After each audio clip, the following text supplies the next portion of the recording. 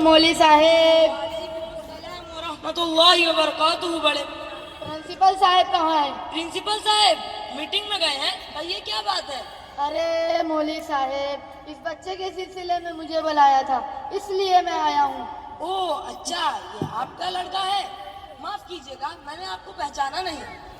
नहीं, ये मेरा लड़का नहीं है, ये तो मेरा पोता है। जरा प्रिंसिपल साहब से मुलाकात हो जाती तो अच्छा था। ठीक है बड़े मियाँ, यहाँ तशरीफ रखिए, प्रिंसिपल साहब आ रहे हैं।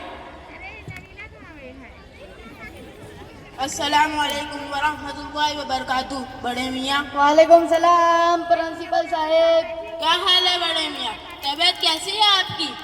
अरे प्रिंसिपल साहब, तबीयत तो जरा नरम गरम रहती है।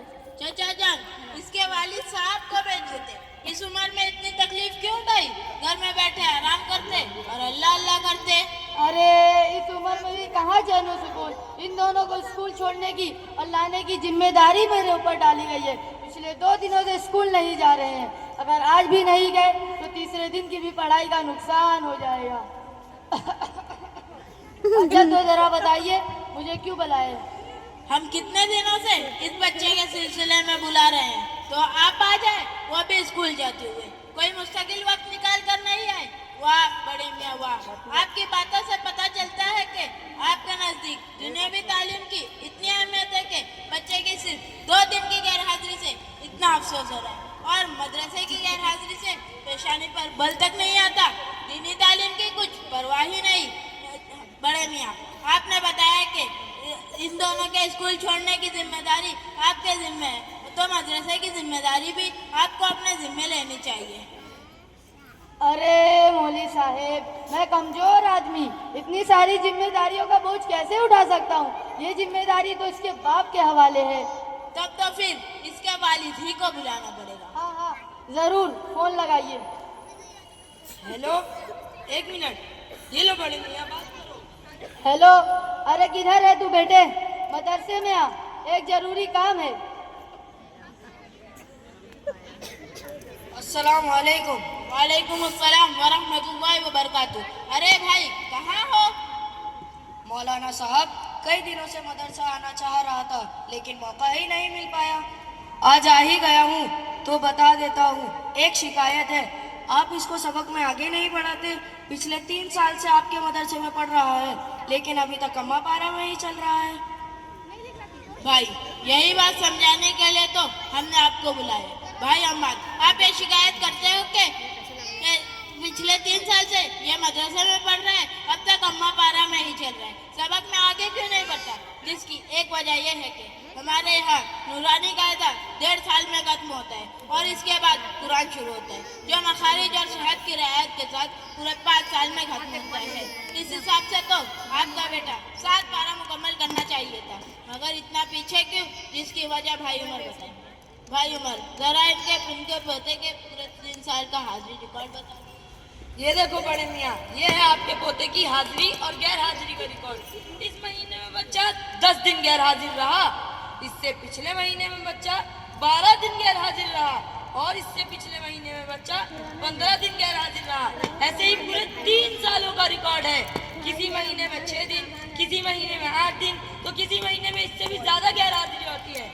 और जिस दिन हाजिर भी होते हैं तो अक्सर फोन आ जाता है कि मौलाना साहब आज बच्चे को जल्दी छोड़ना, फला जगह जाना है, फला पार्टी में जाना है, और यूनिफॉर्म तो बहुत ही कम पहन कर आते हैं।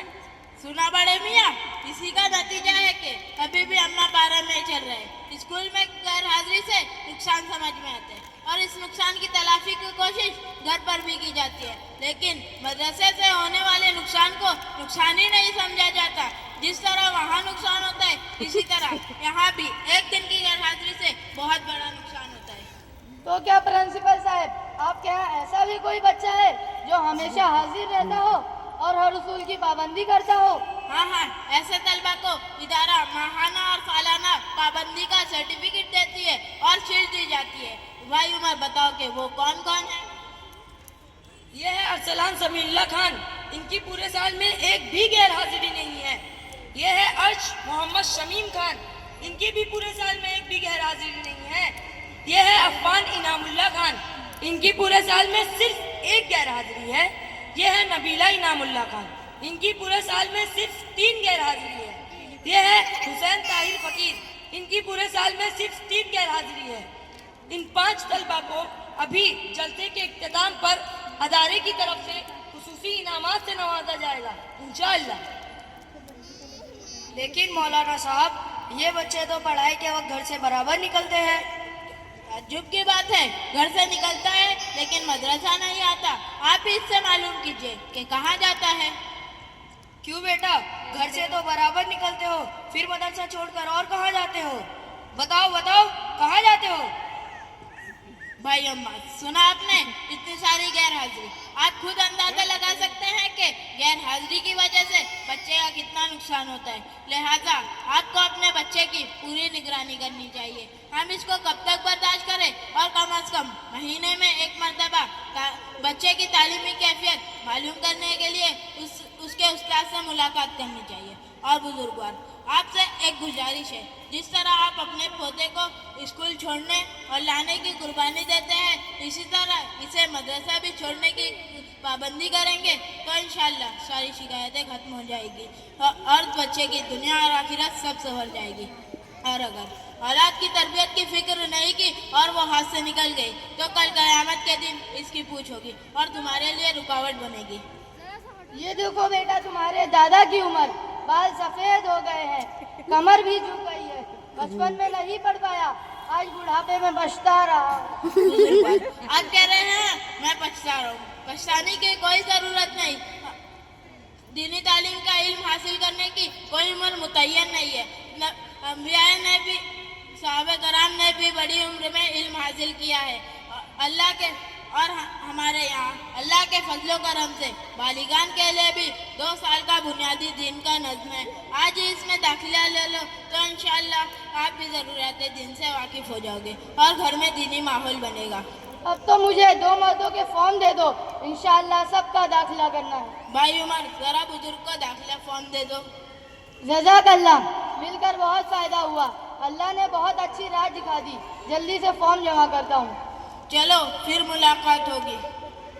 माशाअल्लाह, बहुत खूब बहुत खूब। अस्सलाम वालेकुम वरहमतुल्लाहि वबरकातुहू। अब बच्चों के प्रोग्राम की आखिरी कड़ी अरसलान सल्लल्लाहु की एक